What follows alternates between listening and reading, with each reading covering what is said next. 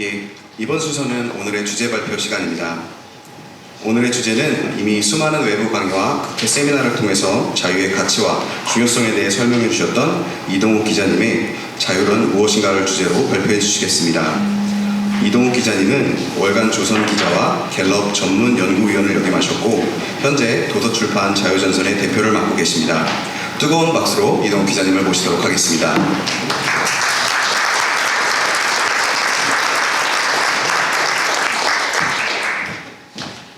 무슨 마이크가 없나 보죠?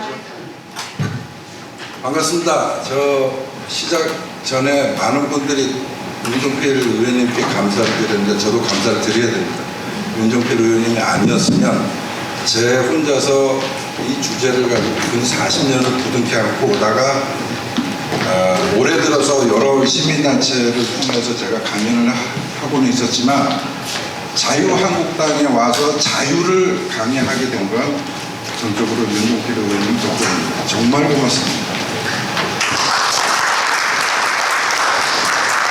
이제 시작해 보겠습니다.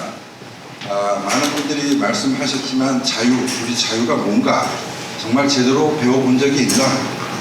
되돌아보면 그럴 것 같아요. 그래서 오늘은 제목이 자유란 무엇인가 라는 제목으로 여러분과 만나는 겁니다. 사실 여러분이나 저나 처음에는 자유하면은 외워진, 암기된, 그죠? 존 스튜어트 밀이 뭐라고 했더라 하는 이런 거 찾는 거거든요. 시험 답안지에 3번이든가 4번이든가 이런 식으로 우리는 자유를 배웠어요. 왜 그랬나? 뒤집어 보면 제대로 전달될 기회가 없을 만큼 우리나라가 경황이 없었던 것 같습니다. 제일 먼저 지금 현재 우리 사회 사전에서는 어떻게 나와 있나? 이렇게 나와 있습니다. 명사로서 외부적인 구속이나 무엇에 얽매이지 아니하고 자기 마음대로 할 수 있는 상태.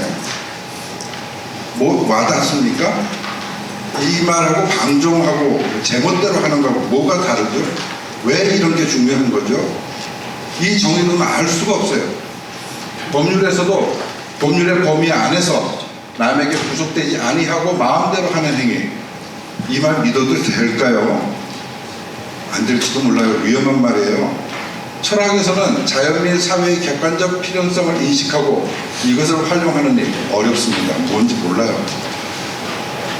이게 네이버 국어사전에 나와 있는 것인데 그렇다면 도대체 저 자유라는 말은 언제 생겼고 어떻게 우리한테 전해져 왔는지 자유라는 말의 역사를 한번 볼게요.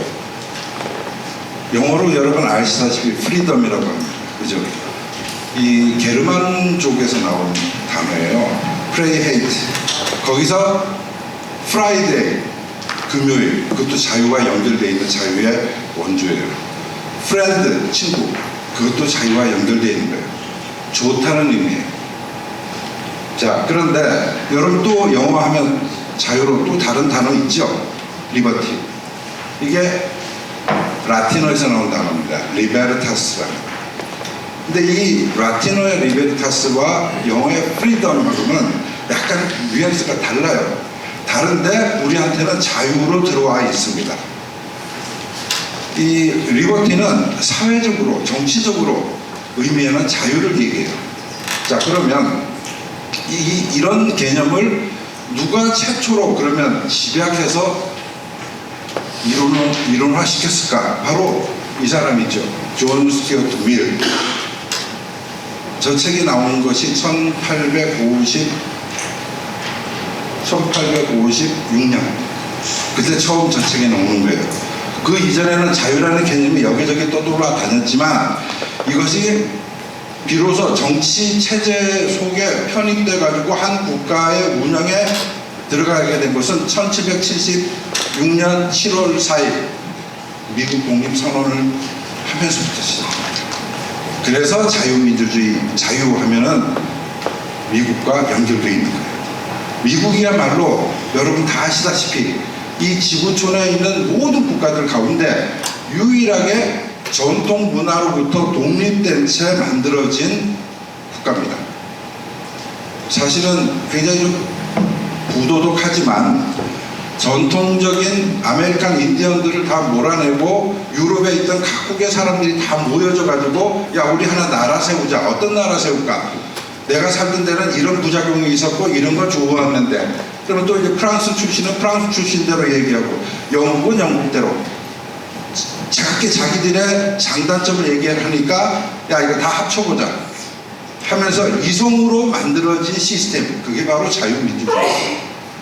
그것을 우리나라에 가지고 들어온 거예요. 그런데 말은 언제 왔나? 이 자유라는 말이 존 스튜어트 밀이 저 책을 쓸 때가 써갖고 펴낼 때가 1876년인데 그러면 프리덤이라는 단어를 누가 자유로 만들었을까? 우리가 흔히 말하는 자유. 이 번역은 불행하게도 우리 조상들에게는 나오지 않아요. 이 번역의 역사는 전부 일본인에 의해서 만들어졌습니다. 그러니까 근대 문명이 시작될 부분 그 시점부터는 우리 조선은 그냥 구석에 쪼그려 앉아 있었고 중국을 중심으로 최외곽에 있었던 가장 변방에 있었던 오랑캐급의 외농 그 외국에서 오히려 서양의 바람을 제일 먼저 받아들이면서 시작되는 거죠. 그들 중에 오쿠다이라 마사다카라는 사람이 처음으로 프리덤을 자유라고 번역을 합니다. 한자와 자유로 쓰는 거예요. 네. 이 오쿠다이라 마사다카 이분이 뭐 하는 양반이었냐면 한 번의 번주였어요. 다이묘라 그래요. 지금 같으면 장군이에요. 그 마을의 영주예요. 그러면서도 한편으로는 난벽이라고 해서 난학에 빠져가지고 굉장히 번역을 많이 해요. 연구도 많이 하고 공부하는 지도자죠. 그러면서 이 사람이 화라는 사전을 펴내요. 네덜란드어 사전을 펴냈단 말이에요. 그 사전 속에 프리덤, 프리헤이트를 한자로 자유라고 번역을 해내요. 대단하죠? 저때가 언제냐면은 1810년입니다. 아직 스튜어트 밀이 자유로는 펴내기 전이에요. 그러나 이미 미국에서 혁명이 있었고 그 혁명에 영향을 받아가지고 미국의 독립 영향을 받아서 프랑스에서 1789년에 프랑스 대혁명 벌어졌죠. 이런 소식들을 다 들었단 말이에요. 네덜란드 사람들이 그걸 기록했단 말이에요. 그러면서 프리덤 이 말이 네덜란드어로 표기가 됐을 때 이게 무슨 개념인가 하고 고민하던 오쿠다이라는 이 동양 문화권에 있는 책 개념 그 속에서 비슷한 개념이 없나 찾은 거예요. 그러다가 비슷한 개념이라고 판단된 것 저게 바로 자유라는 단어였어요. 리버티 언제 됐냐고요? 리버티는 한참 뒤입니다. 스튜어트 밀이 자유론을 펴내고 난 뒤에 그로부터 한 8년 뒤에 1864년에 무라카미 히데토시라는 분이 리버티를 마찬가지로 자유라고 번역을 한 게 최초예요. 그러면 이분은 누구냐? 이분은 프랑스어 사전을 처음으로 펴낸 일본인입니다. 그 당시까지 일본은 한 100년 가까이 네덜란드어를 통해서 번역하고 하는 게 유행이 됐어요. 그러다가 네덜란드에서 불어 사전이 있단 말이에요. 그러니까 그걸 역으로 또 공부해가지고 불어에 달통해요. 그래서 나중에 프랑스 파리로부터 프랑스 정부로부터 르종 드네르 훈장까지 받아요. 프랑스의 대단한 전문가가 되죠. 그분이 나중에 리버티를 자유라고 번역을 해요. 그러니까 이게 두 개가 다 중역이 돼가지고 우리한테 들어오게 되는 거죠. 이런 과정이 있었습니다. 그러면 이 두 분이 어떻게 해서 저 자유의 개념을 한자의 스스로자와 말미암을 이걸 우리 동양의 여러 사전 책 속에서 찾았을까? 동양에는 저런 개념이 있었을까? 있긴 있었죠. 그러나 정치적인 개념으로 진화 발전된 적이 없어요. 다만 철학적 개념으로 존재하고 있었어요. 어디에?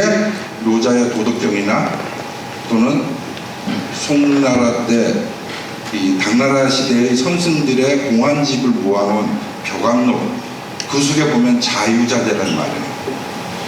여러분은 우리의 문화 DNA가 있기 때문에 제가 지금 드리는 말씀이 뭔지 와닿을 겁니다. 아, 그거구나. 감 잡고 저기서 자유를 뽑아낸 거죠.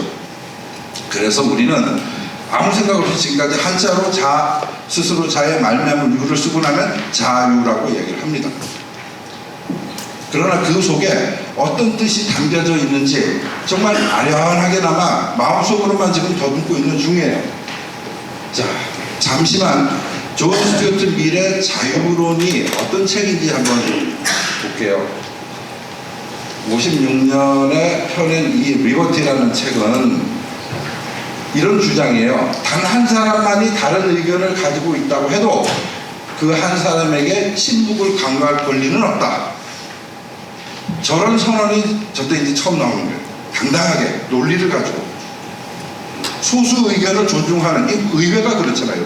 대한민국 국회가 그렇잖아요. 묵살시킬 수 없다는 거예요. 그때까지 인류 문명 속에서는 저런 적이 한 번도 없었어요. 자, 저는 이 밀의 자유론, 물론 번역된 걸 가지고 열심히 탐독을 했었는데 문장이 굉장히 만연체예요. 길어요. 그래서 처음 읽을 때는 되게 좀 고통스러웠는데 저는 이제 몇 번 하다 보니까 이제 쉽게 잡혔어요. 여러분도 오늘 이 강의를 듣고 나셔서 시간 나실 때 자유론을 한번 사서 펼쳐보시기 바랍니다. 한눈에 들어오실 거예요. 그 속에서 이 스튜어트 밀이 뭘 했냐. 인류 최초로 모든 지성인들이 그렇죠. 남들이 안 하는 고민을 제일 먼저 하는 거예요. 그게 지성인이에요. 지식인은 외운 걸 가지고 남에게 자랑하는 게 지식인입니다. 그런데 밀은 5가지 정도의 고민거리를 그 속에서 끊임없이 풀어가지고 답을 내려고 그래요. 그래서 제가 그 제목을 붙였어요. 밀의 자유의 5계명. 5가지 계명. 밀이 주장하는 게 이런 겁니다. 첫째, 간섭하지 마라. 남한테 간섭하지 마. 여러분 자녀들 키우시잖아요. 애들한테 간섭하지 마라. 내비두라. 내비두라는 게 영어로 뭐죠? 레비두이. 비트제 히트고. 그게 자유문화 속에서 깔려져 있는 거예요. 내비둬야 되는 거예요. 그 다음 또 하나, 강제로 시키지 마라. 합리적이고 가장 객관적이라고 하는 그 근대 문명 속에서 발현되는 리더십에는 리더가 하기 싫은 거, 리더가 할 수 없는 걸 부하에게 못하게 해요. 그게 정상이에요. 근데 이전 시대의 문화, 전 근대 문화가 있는 곳에는 주인이 자기가 못하는 건 밑에 하인들한테 시키죠. 그렇죠? 그리고 결과에 대해서 모든 영광은 자기가 다 누리려고 하죠. 사람들은 거기에 대해서 분개하는 거예요. 지금도 우리 사회에 그런 게 많이 퍼져 있어요. 근데 그 기본은 어디에 기준을 둬야 되나 이런 거예요. 스튜어트 밀의 자유론. 거기에 보면 강제로 시키지 마라. 네가 하지 못하는 걸 남한테 강제로 시키지 마라. 또 있죠. 사람들은 모두 의견이 다를 수 있다. 사실은 의견이 다 달라요. 우리 눈을 통해서 우리는 빛을 봅니다. 그런데 수정체가 있어요. 그 수정체가 렌즈예요. 그죠? 그 렌즈를 통해서 빛의 파장이 들어와가지고 굴절돼서 망막에 맺힙니다. 렌즈의 두께는 사람마다 달라요. 아주 미세하게 달라요. 빨간색의 파장이 어떤 사람은 길게 망막에 맺히고 어떤 사람은 실제보다 더 짧게 맺힐 수 있어요. 그러나 언어 속에서 그냥 빨간색 얘기할 뿐이에요. 누구나 다 다를 수 있어요. 그 전제가 바로 자유입니다. 사람들은 의견이 다 다를 수 있다. 말도 안 되는 소수의 의견이라도 제발 밟아주지 말아 이거예요. 일단 들어봐라. 여기에서 경청이 나오는 거예요. 또 있죠. 사회가 어떤 사람이나 집단을 함부로 정죄해서는 안 된다. 아무리 마음에 들지 않고 기존의 도덕 룰에 어긋난다 손치더라도 함부로 그 사람을 내치거나 마녀 사냥하듯이 그러지 말아요. 이거는 이제 처음에 자유론이 나오면서 이런 말이 나왔고 여기에서 한 걸음 더 나가서 그러면 공동체를 위해할 때는 어떻게 되냐? 그때는 법이 개입해야 된다고 미리 얘기하는 거예요. 마지막으로 개입 후 시대도 오류를 범한다는 사실을 반드시 명심해라. 여기에서 겸손이 나오는 거예요. 누구나 다 오류를 범할 수 있다. 심지어 오늘 제가 여러분에게 강의하는 이 내용조차도요, 오류가 있을 수 있어요. 그래서 여러분들이 댁에 가셔가지고 생각하다가 또는 책을 보다가 또는 공부를 하다가 전에 이동욱 기자가 이야기했던 것 중에 이건 다를 텐데요 하고 반론을 주시고, 그러면 저는 진짜 기쁘죠. 왜? 이 이론이 발전할 수 있잖아요. 누구 건지 모르지만 우리 모두의 것이 되는데 더 발전할 수 있잖아요. 누구나 다 오류가 있을 수 있다고 보아야 돼요. 이 5가지의 주장이 미리 좀 고민하면서 풀어갔던 주제들이에요. 자, 그러면 이제부터 본격적인 자유가 뭔지 한번 봅시다. 우리가 아까 저거 설명했을 때 자유는 한자로 썼잖아, 그죠? 그래서 한자 공부 한번 해볼게요. 여러분, 이게 무슨 글자예요? 눈목. 맞아요? 분명히 맞죠? 이게 이렇게 됩니다. 이해 갑니까? 백성민은요, 원래 우편을 뒤져보면 성씨를 부수를 한다 그래요. 근데 그 거짓말이에요. 실제 이 글자는요, 눈목자에서 여러분 손가락을 들어가지고요, 여러분 눈에 이렇게 쑤셔보세요. 이렇게 팍 찔러보세요. 눈이 망가지면 이렇게 되는 거예요. 눈이 하나가 망가지면 백성이 되는 거예요. 그래서 백성은 뭐냐? 개돼지로 볼까요? 동양의 정치 철학이 엘리트 정치 철학이에요. 네. 대대로 집안 대대로 훌륭한 가문에서 나온 지도자, 나머지는 개돼지. 그게 옛날 동양에서 내려온 신념이에요. 그 속에서 미는 동물이에요. 동물이니까 어떻게 해요? 소, 말 키우는 곳을 우리가 목장이라 그러잖아요. 그 목이 기를 목이에요. 그죠? 그래서 목민심서, 목민관, 까막눈 이렇게 나오는 거예요. 그러니까 동양의 정치 철학 전근대의 사고였죠. 그 속에서 백성은 뭐였냐? 사실은 불쌍히 여기는, 어여삐 여겨야 되는 이런 거예요. 자, 그래서 백성민은 눈목에서 나온다. 눈이 망가진 거다. 제가 그냥 이동욱 기자가 그냥 사이비로 주장하는 거 아니냐라고 할까봐 제가 한자 사전을 복사했습니다. 네이버 한자 사전에 보면 송곳으로 사람의 눈을 찌르는 모습, 네이버 한자 사전. 제 말 맞죠? 예, 넘어갑니다. 자, 그러면 실제 이 백성민의 발전은 어떤 방식으로 했나 한번 볼까요? 이겁니다. 이 칼로 눈을 찌르는 그림이 이렇게 표현됐어요. 이게 지금부터 약 3,600년 전 한자라는 문자가 처음으로 발견됐던 거북이 등껍질, 거기 갑골문에 있던 백성민이에요. 여기 송곳으로 눈을 팍 찔렀습니다. 그죠? 이것이 한 1500년쯤 지나면 돌이나 금속에다가 한자를 새길 때 그걸 금속문이라고 하는데, 거기에서는 백성민이 이런 식으로 발전이 돼요. 하지만 그림을 잘 그리는 사람이 백성민을 그릴 때 하고 못 그리는 사람이 할 때하고 이게 달라서 나중에 애를 먹어요. 이걸 통일을 한 사람이 진시황입니다. 그 진시황이 소전체라고 해서 백성민은 이렇게 써라 하고 딱 통일을 해버리고, 이때부터 이제 붓으로 쓰기 시작하죠. 그리고 오늘날 와서 이 전서체가 바로, 해서체가 바로 이 백성민이에요. 자, 이제 보면 그러므로 백성민은 뭐냐? 눈에서 가시가 찔려가지고 망가진 거다.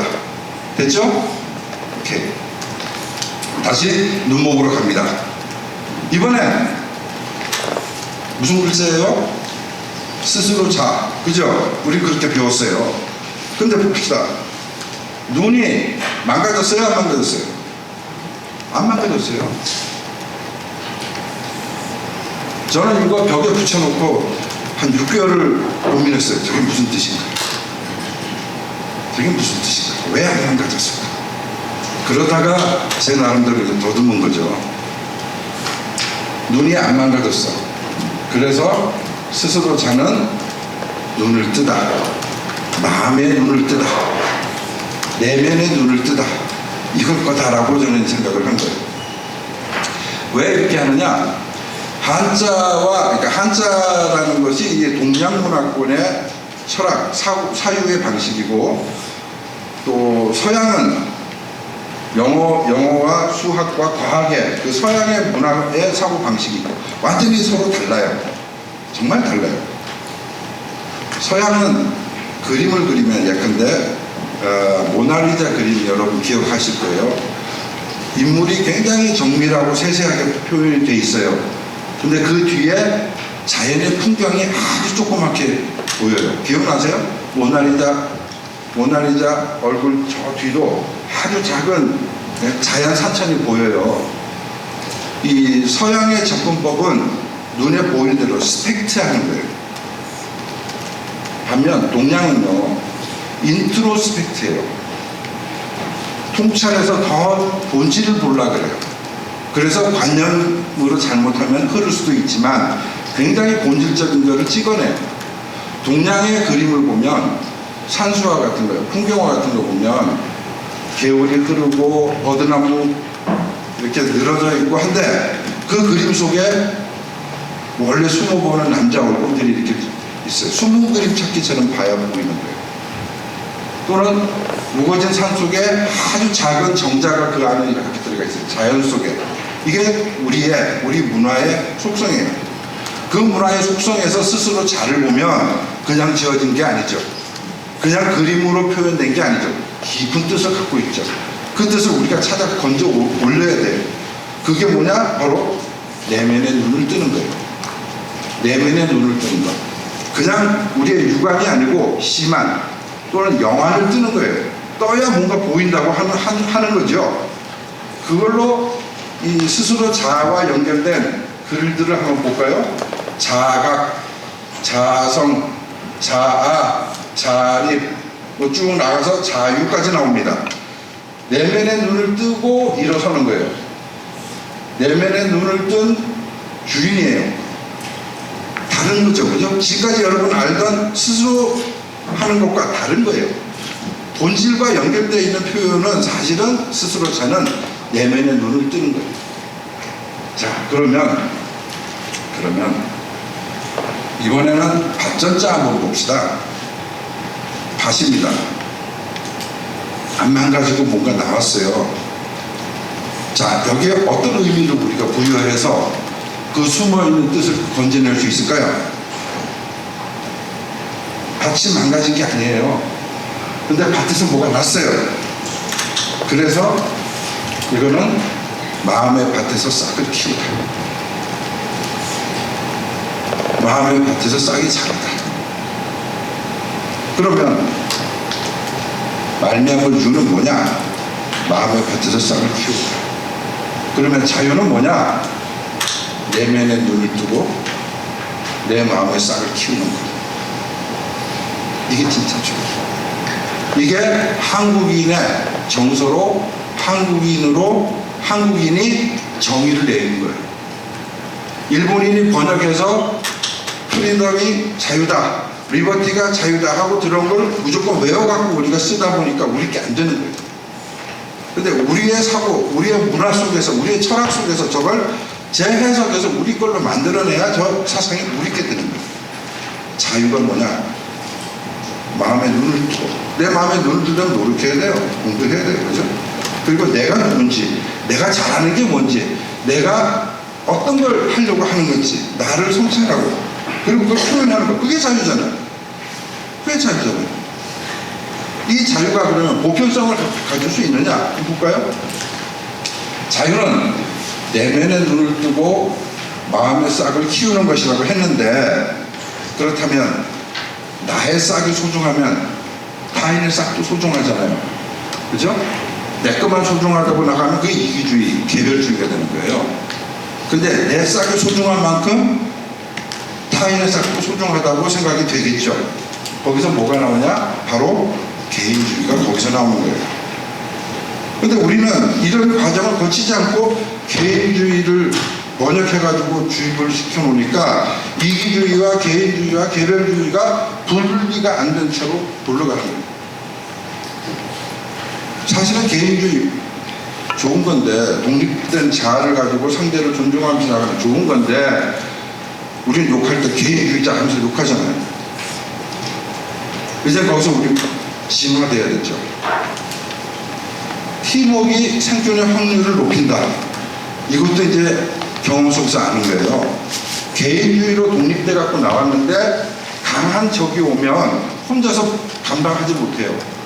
그러니까 나와 같이 자유롭게 생각하는 개인주의자들이 서로 힘을 합쳐서 외적을 물리쳐야 돼요. 거기에서 무슨 문화가 나와요? 이게 팀워크가 만들어지는 거예요. 그게 협동이 나오는 거예요. 조선왕조 500년간 80%, 90%에 가까운 아래 사람들은 이 협동의 개념, 문화가 없었어요. 당시 유행되는 상표명이 전부 다 협동, 협력, 합동 이런 말이에요. 안 됐어요. 아무것도 안 됐어요. 다 자기만 살라고, 자기 가족만 살라고 딱 거기서 멈춰버린 거예요. 거기서 우리가 한 걸음더 진화돼야 되는데 그거 못한 거였죠.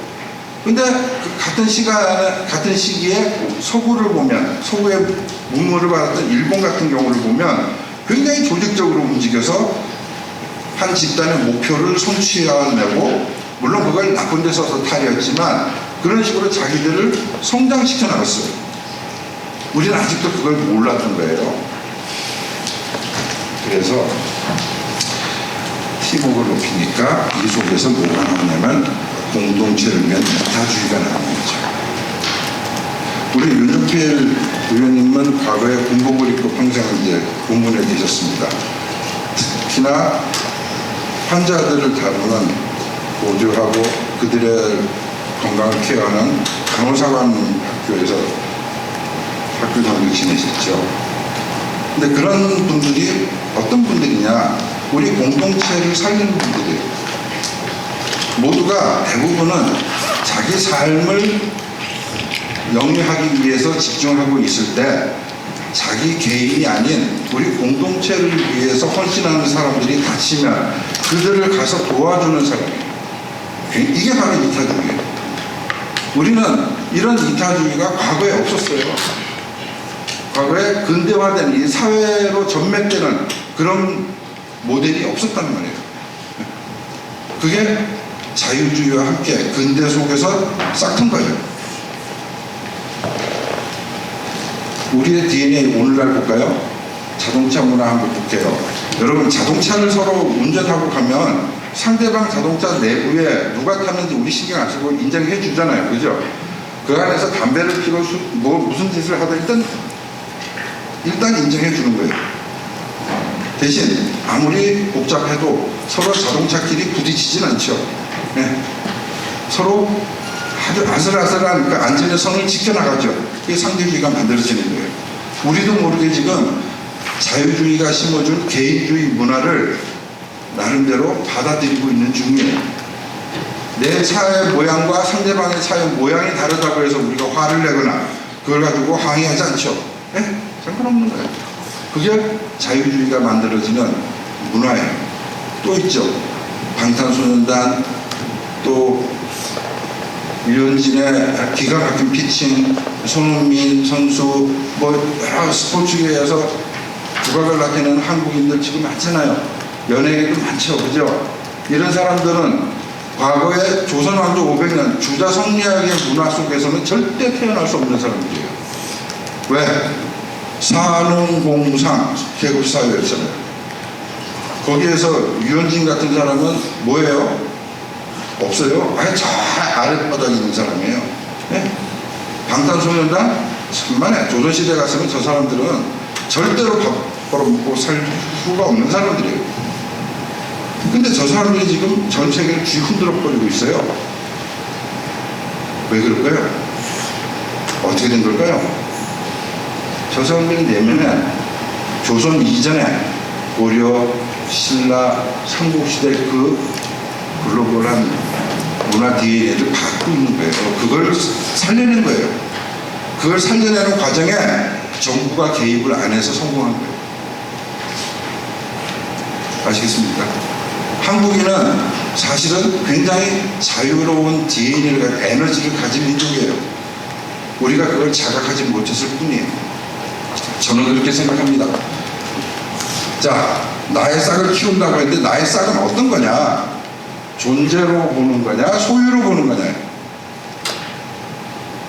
여러분, 집안에서 또는 회사에서 베란다에 조그만 화분을 키운다? 그때 그 화분은 내 거, 소유가 되는 거예요. 그죠? 그러나 내 마음속의 싹, 이걸 소유하고 싶어도 사실은 소유가 안 되는 거죠. 나의 형태예요. 나의 존재예요. 네. 소유가 아니란 말이죠. 그러면 소유와 존재 사이에서 존재는 뭘 의미하냐? 존재가 바로 눈에 보이지 않는 능력이죠. 소유는 물질로 표현하는 거죠. 네. 한참 우리가 사고방식을 소유론적으로 생각을 하니까 모든 게 다 돈으로 계산되고 물질로만 계산되고 하지만 실제 더 중요한 것은 존재론적인 거라는 거예요. 이 두 개가 서로 다른 겁니다. 자유는 어느 쪽에 있는 거냐? 자유는 존재론적인 가치예요. 그래서 성공은 욕망의 부산물이자 소유의 그림자일 수 있는데 성장은 열정과 관계되는 거예요. 성장은 열정의 과실이고 존재의 동반자라고 할 수 있는 거죠.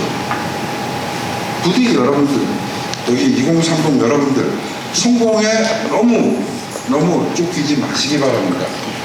젊은 2030 세대나 우리 자신들에게나 성공을 요구하지 말고 성장을 요구해요. 우리 살다 보면요, 성공할 때도 있고 실패할 때도 있어요. 그러나 끊임없이 성장해 갈 수 있으면 그야말로 인생을 행복하게 충만하게 잘 살아가는 겁니다. 이 과정이 바로 자유인의 삶이에요. 어떻게 하면 되냐고요? 능력이 그대를 자유롭게 하리라. 네. 진리가 그대를 자유롭게 하리라. 이거는 그냥 종교적으로 한 얘기고 현실적으로 제가 부딪혀 보니까요, 능력이 자유롭게 해요. 능력이 부자로 만들어 줄 수는 없어요. 확률적으로 능력이 부자로 만들어 줄 수는 있지만 확률적으로 희박해요. 희박한 걸 권할 수는 없는 거 아니에요, 그죠? 그러나 확실한 건 능력이 자유롭게 만들 수는 있어요. 이걸 기억해야 된다. 소유냐 존재냐, 이게 에릭 프롬이 쓴 말이죠. 소유적 인간은 가진 것에 의존하는 사람인데 존재론적인 인간은 결국은 용기만 지니면 모든 걸 자기 자신한테 맡기는 사람. 이게 소유와 존재의 차이다라고 이야기하는 게 에릭 프롬이에요. 이와 비슷하게 실제로 살았던 사람이 있어요. 저는 사춘기 때 이 사람의 자서전을 읽고 엄청 감명을 받았거든요. 누구냐면 찰리 채플린입니다. 15살까지는 거의 고아나 다름없이 살았어요. 어머니가 요즘 같으면 이제 조현병 환자죠. 수시로 정신병원에 입원했고, 어머니가 입원하고 나면 채플린은 그냥 고아예요. 맨날 배 쫄쫄 굶으면서 뒷골목을 헤매야 됐어요. 그런데 태어난 연도를 가만 보면요, 1889년 4월 16일입니다. 1889년 12월 23일이 무슨 날이냐면요, 기억하시는 분 혹시 계실지 모르겠는데 예술 장르 중에서 유일하게 생일이 있는 날, 1889년 12월 23일에 프랑스 파리에서 리미에르 형제가 처음으로 영화를 사람들에게 시연하죠. 영화라는 예술이 탄생하는 거예요. 그 영화라는 예술이 활동사진으로 해서 점점 발전할 때 찰리 채플린이 등장하잖아요. 채플린이 자기가 영화학과 다녀가지고 라이센스 따고 영화 배우가 된 거 아니잖아요. 그죠? 개척해 나가는 거예요. 어떻게? 자기 내면의 싹을 키워내가면서. 그래서 채플린이 세계적으로 유명한 영화 배우가 되면서 동시에 영화 발전을 엄청나게 끌어당기죠. 이 사람이 한 말이 있어요. 인생은 두려워만 하지 않는다면 정말 멋진 거다. 정말 불만이 아니죠, 그죠? 멋진 거라고 얘기하잖아요. 인생은 용기와 상상력과 그리고 약간의 돈만 있으면 충분하다고 얘기하는 거예요. 저 이 말을 지금도 믿어요. 제가 기자로서 이제 프리랜서 기자이기 때문에 주제나 또는 접촉하는 이 사람들이나 취재 기간이 어떤 거는 3년 반 걸린 것도 있어요. 근데 재벌 한 분의 그 회고록을 제가 맡아가지고 그분과 인터뷰를 하면서 3년 반을 그 집안을 드나들었는데 나중에 결론을 내릴 수 있었던 게 뭐냐, 너무 많은 부가 생기니까 이 자식 교육이 제대로 안 돼요. 왜 안 되는지도 옆에서 보니까 이해가 가요. 그 다음에 그 많은 부로 인해서 주변에 다가오는 사람들이 다 하나같이 좋지 않은 사람들이 많이 와요. 그걸 그 재벌 되신 분이 저한테 사실은 고충을 털어놓더라고요. 그때 참 안타까웠어요. 유산? 아이들에게 물려줄 유산? 유산은 거름과 비슷해요. 너무 많이 주면 타 죽어요. 하나도 안 주면 말라 죽을 수 있지만 많이 주면 타 죽죠. 타 죽기만 합니까? 형제끼리 치고 갖고 싸우고 살인까지 나잖아요. 그게 좋은 게 아니죠. 그죠? 그렇다고 우리가 다른, 그러니까 열정을 다 버리라는 게 아니고 성장으로 열정을 바꿔야 된다는 얘기예요. 셰플린이 그런 얘기를 했죠. 그래서 세상을 보는 눈은 두 가지다. 소유냐 존재냐. 자, 소유로 세상을 보면 생산과 분배로 갈라져 보여요. 그래서 어떻게 합니까? 맨날 투쟁하고 쟁취한다고. 민노총의 삶이, 좌익의 삶이 이거예요. 한국 좌익 이데올로기의 철학적 기반은 다 소유론이에요. 100% 유물론이잖아요. 그런데 존재로 보면 창조와 향유로 나눠지는 거예요. 남들이 안 했던 거, 그런데 필요할 것 같은 거, 제가 여러분에게, 제가 한국인에게 자유가 뭔지를 제대로 설명해 줄 수 있는 방법이 없을까? 한 40년 전에 고민한 거예요. 평소에 젊은 애들한테 이렇게 설명을 해주면 한 번도 저항을 받아본 적이 없어요. 항의 받아본 적이 없어요. 맞대요. 나중에 보면. 창조한 거죠. 그럼 여러분하고 나누는 거죠. 그게 향유예요. 제가 이렇게 동계산하고 갑니까? 아니잖아요. 존재로 가면 창조와 향유로 나누죠. 그죠? 그리고 나면 함께 잘 살 수 있는 공존과 번영의 길로 이어지는 거죠. 그게 자유가 가지고 있는 힘이에요. 이것이 어떤 체제로 가느냐? 자유주의와 공화주의. 함께 살다 공화주의잖아요. 그죠? 이게 전 세계로 퍼져나가는 거예요. 네. 여러분, 자유가 좌익이에요? 우익이에요? 오른쪽이에요? 왼쪽이에요? 오른쪽, 그죠? 맞아요. 오른손 한번 들어보세요. 오른손 들어보세요. 오케이. 오른손등을 여러분 한번 보세요. 손등. 오른손등을 보시고 엄지손가락을 이렇게 내려보세요. 엄지손톱 보이세요? 엄지손톱 보이세요? 네. 여러분이 보는 엄지손톱이 바로 1948년 대한민국 건국할 때 이 모습이에요. 이 파란 부분이 바로 대한민국이라는 얘기죠. 나머지 뭐예요? 여러분 손등을 차지하는 이 나머지 뭐냐 이거죠. 지금도 전 근대의 문명을 가지고 수많은 사람들이 사실은 힘들게 살아가는 지역이죠. 여기에 대해서 리차드 파이프스는 이런 얘기를 합니다. 이 지역은 오래전부터 정부의 관직들을 국가에 대한 봉사의 자리가 아니라 개인적 치부를 위한 수단으로 간주해왔다. 그래서 권력과 부를 손에 거머쥔 공산정권에 참여하는 것은 지위와 부를 얻는 첫째 수단이라 여겼다. 가슴에 와 닿습니까? 제가 단어를 약간 바꿀까요? 공산정권이 아니고 문재인 정권에 참여하면 지위와 부를 얻는 수단이라 여겼다 해도 지금 대한민국에서 맞아들어요. 네. 왜 이런 현상이 벌어지냐? 우리가 아직 덜 근대화돼서 그런 거예요. 덜 자유를 이해하고 있기 때문에 자꾸 옛날 방식대로 돌아간 거죠. 그죠? 과거에는 권력만 쥐면 자손 대대로 잘 먹고 잘 사는 그런 길이 열렸던 모양이에요. 근데 그럴수록 후진화되는 거예요. 그죠? 지금 저는 시민단체에 가면 대한민국의 지금 우파 시민단체는 다 가난해요. 우파 시민단체가 제대로 지원을 못 받은 건 이명박 정권 때부터 시작됐어요. 그래서 지금 정말 힘들게들 살아가요. 거기에 제가 강연을 나가면 3시간 강연하면 15만 원 받습니다. 근데 김재동이라는 친구는 1,500만 원을 받아요. 그죠? 예. 왜 그러냐? 그 친구가 나빠서라기보다 이런 데요. 다 권력과 부를 손에 거머쥐고 나면 지위와 부를 다 얻는다고 생각하고 지들 멋대로 가는 거예요. 그럼 저 사람들은 어떤 사람들이냐? 전근대적인 사람들이에요. 지금 시대는 21세기로 넘어가고 있는데 속에 들어있는 정치 마인드는 굉장히 과거지향적인, 그죠? 전근대적인 분들이에요. 그런 생각을 갖는 것조차 우리는 자유주의자라면 인정해야 돼요. 너 그렇게 생각할 수 있어. 단 권력을 잡으면 안 되죠. 그렇게 설득해 가야 될 거예요. 그죠? 자, 봅시다. 자유민주주의라는 게 뭐냐면요. 자유가 결합된 민주주의라는 얘기예요. 네. 자유가 결합된 민주정치 체제인데 민주주의, 디모크라시라는 이게 번역이 사실은 일본 사람들이 잘못한 거예요. 크러시라고 하는 어미가 붙어 있으면 이거 제도와 비슷해요.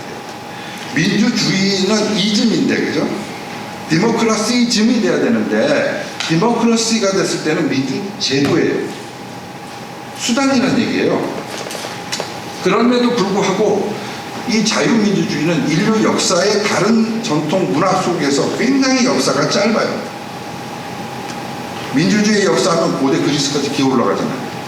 그죠? 플라톤은 철인정치 거기서부터 또 갈래쳐 나와요. 그런데 자유민주주의는 아까 초기에 말씀드렸지만 1776년 7월 4일 미국에서 벤자민 프랭클린, 토마스 제퍼슨이 기초하고 발표한 독립선언문을 시작으로 뜨는 거예요. 물론 그 기원을 찾으면 영국의 명예혁명부터 기원이 나오지만 실제로 정치 체제로서 국가의 이념으로 채택된 거는 1776년 그때가 처음이에요. 그러니 얼마 안 됐어요.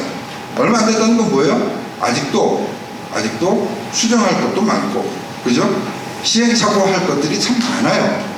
그럼에도 불구하고 이 체제는 나은 거예요. 이전에 있었던 그 어떤 체제보다, 어떤 정치 사상보다. 그래서 지금도 실험과 시행착오 속에서 그러나 계속 성장 중입니다. 그래서 빈곤이 변화되고 있는 거예요. 여러분들의 그 제가 이게 좀 헷갈리는 게 눈을 이렇게 마주치려고 하다 보면 2030이 앉아있다가 이쪽에는 연세가 많으신 분들이 계시고 하니까 말이 꼬이기 시작하는데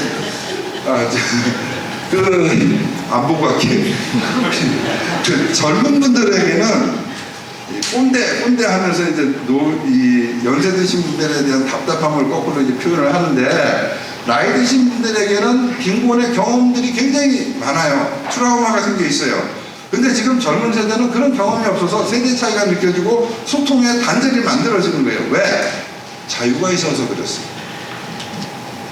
우리에게 자유가 주어짐으로 해서 우리의 경제가 성장하고 그러다 보니까 이전 세대는 빈곤을 경험했는데 지금 세대는 빈곤을 경험하지 못하고 그 속에서 자유를 어떻게 갖고야 될지 모르는데 빈곤을 경험한 세대는 그걸 가르쳐줄 방법을 못 찾은 거예요. 그래서 서로 단절돼 버린 거예요. 자유한국당 하는데 니네 자유 붙였는데 자유가 뭐냐? 자유한국당도 모르잖아요. 이제 그렇게 돼버린 거예요. 또 있죠. 자유는요 미래지향적이에요. 그리고 자유는 해양에서 왔어요. 그리고 자유는 우주와 연결되어 있는 거예요. 사실 자유한국당이 조금만 정신을 차리면, 그죠? TF팀 잘 만들잖아요, 의원님들. 미래, 그죠? 해양, 마찬가지로 우주, TF팀 만들어 놨어야 돼. 지금 나로 발사되고, 뭐, 나로 연구원들이 있고, 정치권들 아무도 거기 관심 없잖아요. 얼마나 황당해요. 그러나 지금 현재 자라나는 아이들에게는 그림책이든 조그만 만화책이든 그 안에 우주에 관한 끊임없는 꿈들이 제공되고 있어요. 그들 사이에 자유한국당 의원들이 들어가면서 가이드를 해줬어야 되는데 안 하잖아요 지금. 저 아이들이 나중에 자라면 대한민국의 미래를 책임질 정당은 자유한국당밖에 없어라고 각인될 수 있는 기회예요. 안 하잖아요. 못 하잖아요. 모르잖아요. 바빠요 그냥. 눈앞에 있는 여러 가지 사안들에 이렇게 치여가지고 그게 참 안타깝습니다. 해양도 마찬가지예요. 대한민국은 삼면이 바다고 해양국가입니다 라고 합니다. 그런데 여러분 예컨대 슈베르트의 숭어예요 송어예요? 숭어? 손 들어보세요. 슈베르트 숭어 방금 한 분, 두 분, 세 분 요렇게 드는 분도 계시는데 송어 슈베르트의 가곡 송어 한 분도 안 계세요? 한 분 있어요? 두 분, 세 분, 네 분. 가사를 보면 거울 같은 강물에 숭어가 뛰어요, 송어가 뛰어요.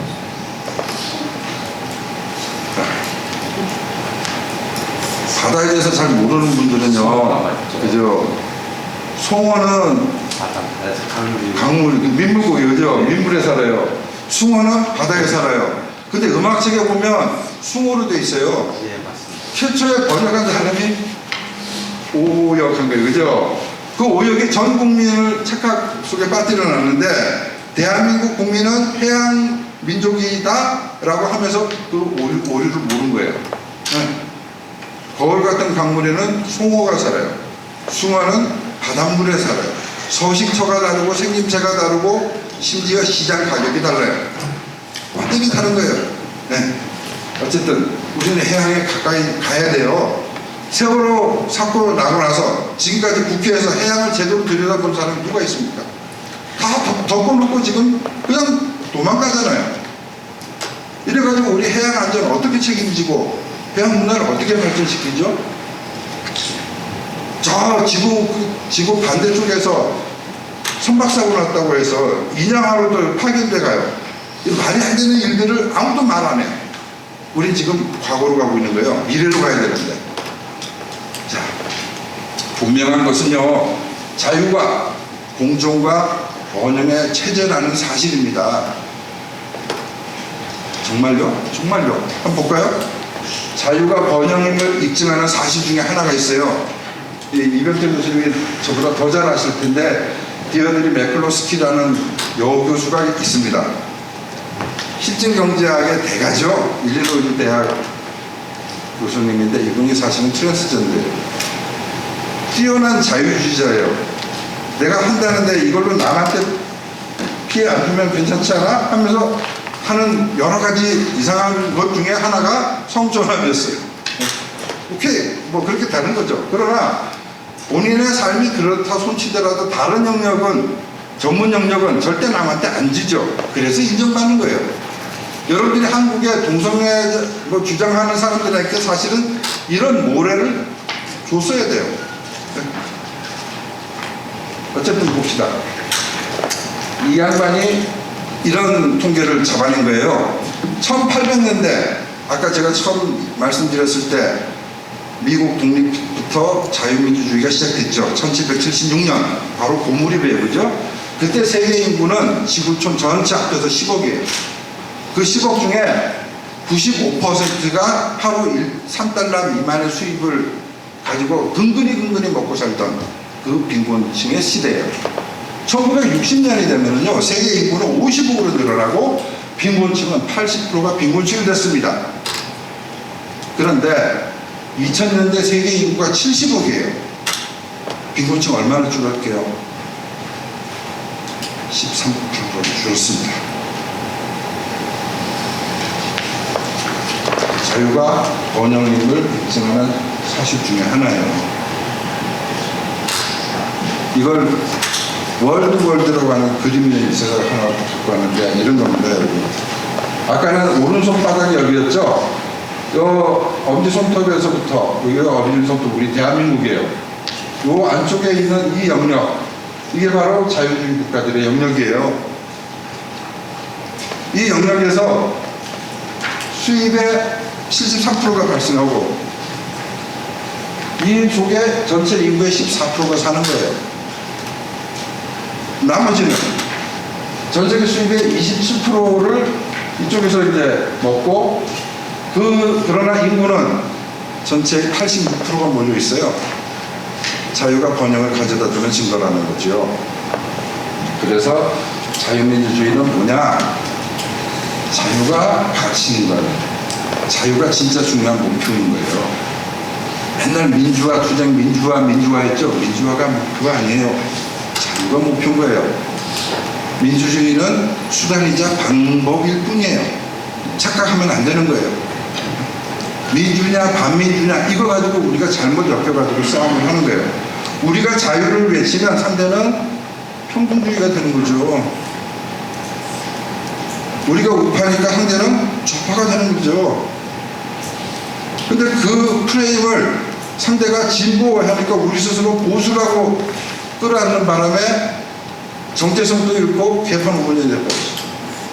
자유민주주의, 인민민주주의, 사회민주주의, 민주주의는 여러 가지가 있는 거예요. 그 앞에 붙어있는 가치가 다름에 따라서 여러 가지로 방법이 달라지는 거죠.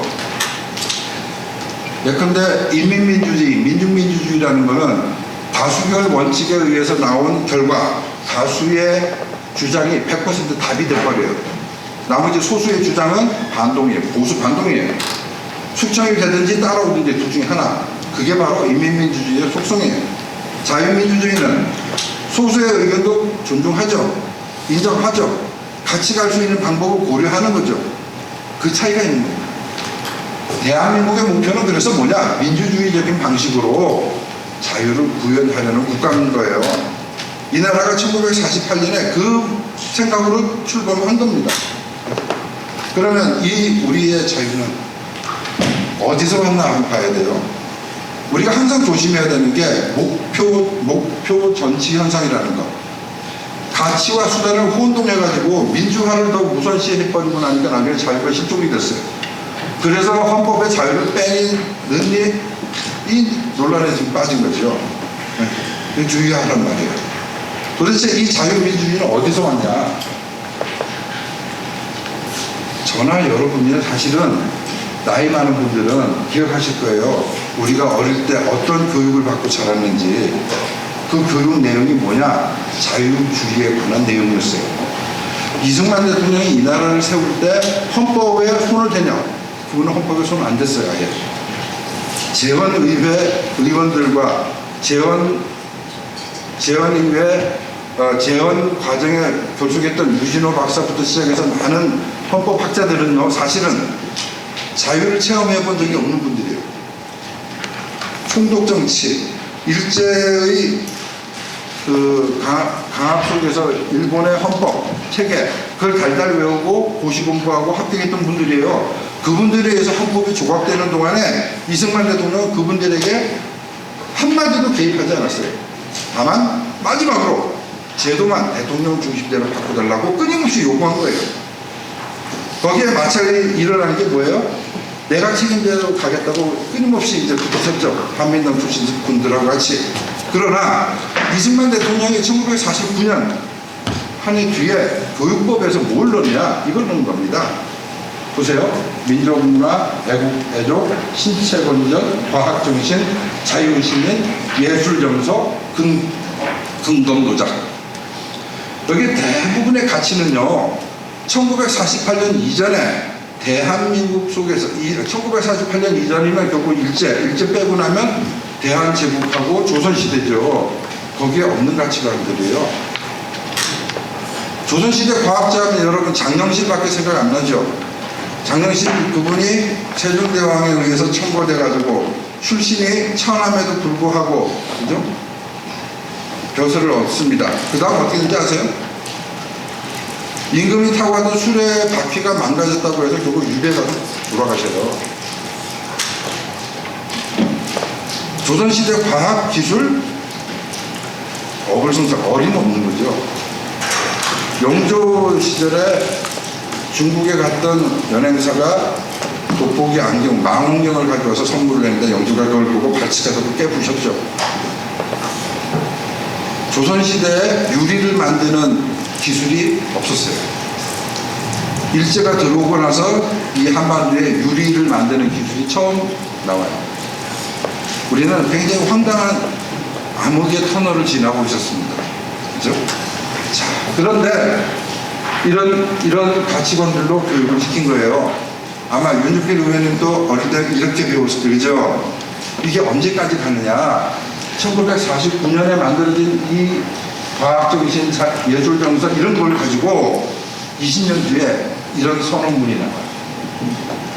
우리는 민족 중흥의 역사적 사명을 띠고 이 땅에 태어났다 하면서 쭉 나가죠. 이게 바로 뭐예요? 민족 문화를 집어넣는 거예요. 두 번째 보면 성실한 마음과 튼튼한 몸으로 학문과 기술을 배우고 익히며 타고난 저마다의 소질을 개발하고 우리의 처지를 약진의 발톱으로 삼아 창조의 힘과 개척의 정신을 기른다. 조선시대에 힘쓰는 사람들은 최소한 잘 돼야 무인이에요. 못되면 하인이죠. 왕릉에 가보면 빨리 끝내요? 아, 예. 왕릉에 가보면 이제 끝나요.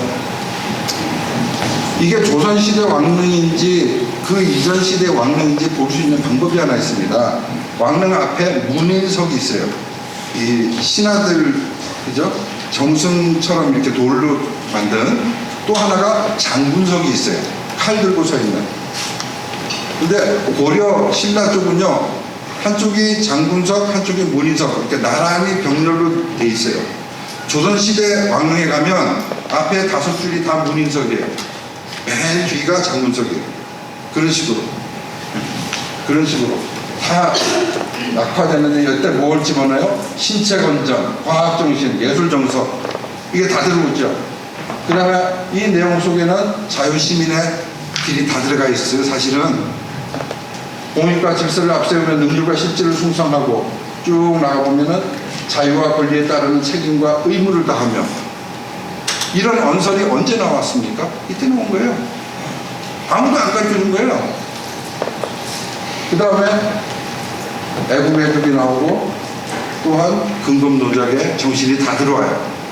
그러니까 이승만 대통령이 만들었던 자유의 에토스를 이미 20년 뒤에 박정희 대통령의 국민교육 현장 안에 다 집어넣어가지고 반복되고 있었어요.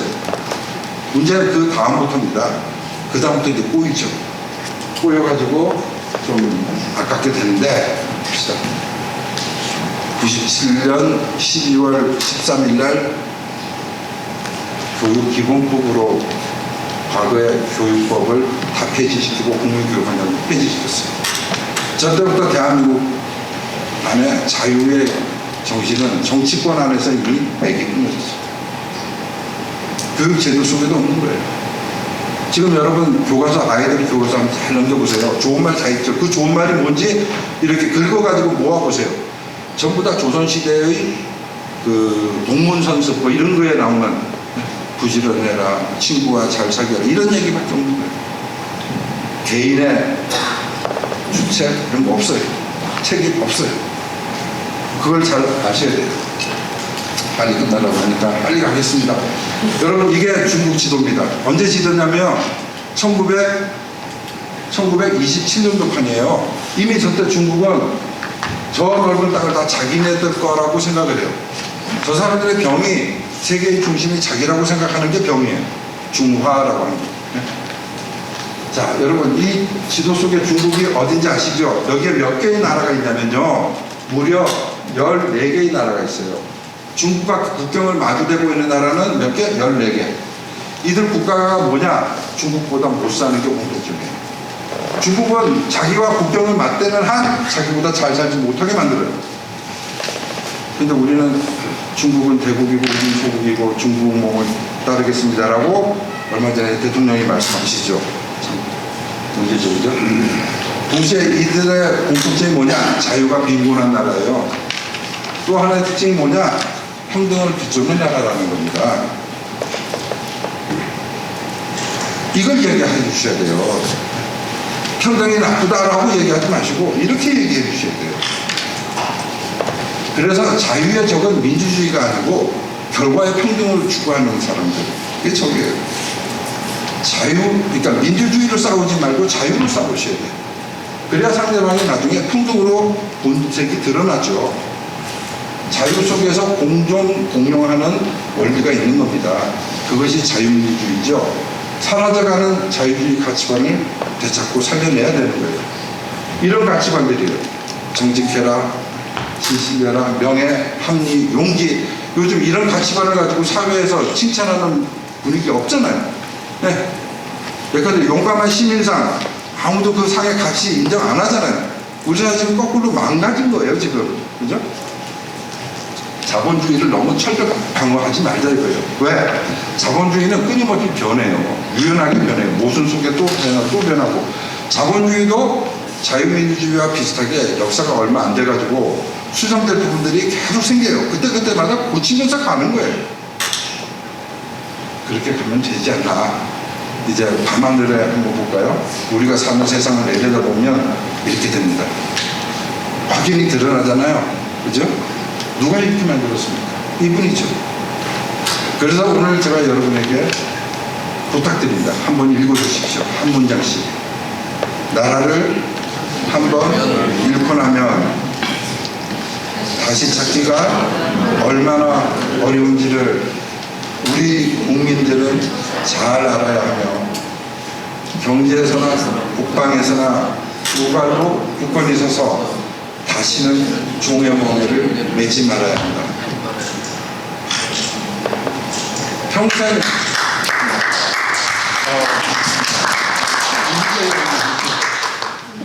평생을 바쳐서 독립운동을 하시고, 그죠?